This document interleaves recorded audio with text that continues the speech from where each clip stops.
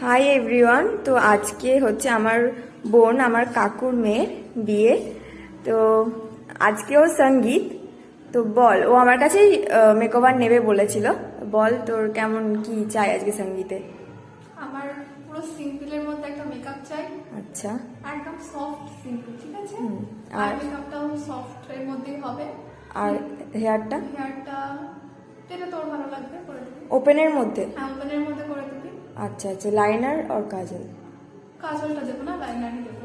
ওকে ওকে ওকে। আর একটু স্মার্চ মতো নিচটা। নিচটা হ্যাঁ। ঠিক আছে, ঠিক আছে, চলো দেখা যাক কেমন কি হয়।